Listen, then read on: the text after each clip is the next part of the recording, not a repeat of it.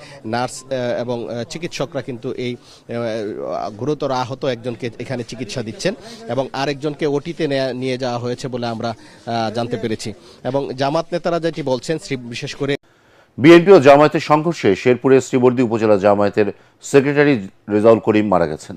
বুধবার রাত 10টায় চিকিৎসাধীন অবস্থায় তিনি মৃত্যুবরণ করেন। এর আগে বুধবার বিকেলে ঝিনাইগাতী উপজেলা মিনি স্টেডিয়ামে উপজেলা সহকারী রিটার্নিং অফিসারের উদ্যোগে আয়োজিত ইশতেহার পাঠ অনুষ্ঠানে এই সংঘর্ষের ঘটনা ঘটে। এদিকে শেরপুরে জামায়াত নেতার হত্যার বিচারের দাবিতে বুধবার রাতে বিক্ষোভ মিছিল করেছে ঢাকা বিশ্ববিদ্যালয়ের শিক্ষার্থীরা। এতে যোগ দিয়ে দোষীদের বিচারের দাবি জানান ডাকসু ভিপি সাদিক কায়েম। এছাড়াও দেশের বিভিন্ন স্থানে এই ঘটনার প্রতিবাদে বিক্ষোভ করেছে জামায়াত ইসলামী। আরও জানাচ্ছেন মুশফিকুর রহমান। শেরপুর ৩ আসনের সহকারী রিটার্নিং অফিসার কর্তৃক আয়োজিত ইশতেহার পাঠ অনুষ্ঠানে চেয়ারে বসা নিয়ে বিএনপি জামাত সমর্থকদের মধ্যে প্রথমে বাকবিতণ্ডা এবং হাতাহাতির ঘটনা ঘটে। পরে দুই পক্ষের সমর্থকদের মধ্যে বাধে সংঘর্ষ।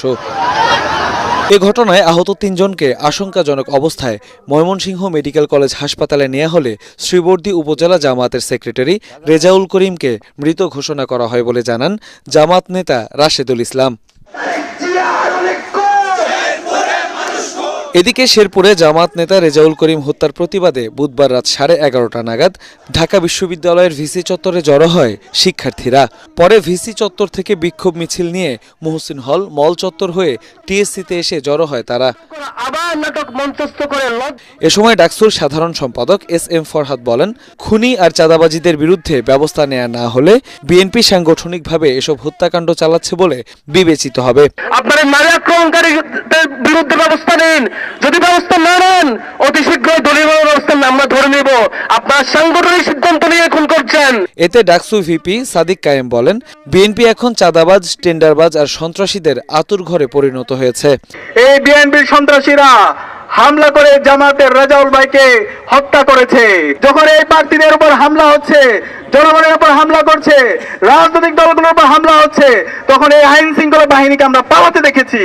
নির্বাচন কমিশন লেভেল প্লেইং ফিল্ড নিশ্চিত না করলে 5 আগস্টের মতো ছাত্র জনতা পুনরায় রাস্তায় নেমে আসবে বলে হুঁশিয়ারি দেন ডাকসু নেতারা।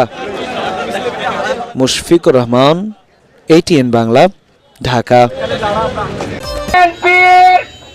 মাহমুদুল হক রুবেলের নেতৃত্বে একদল সন্ত্রাসী এই বাদল ভাইয়ের কর্মী বাহিনীর উপর আক্রমণ চালিয়েছে,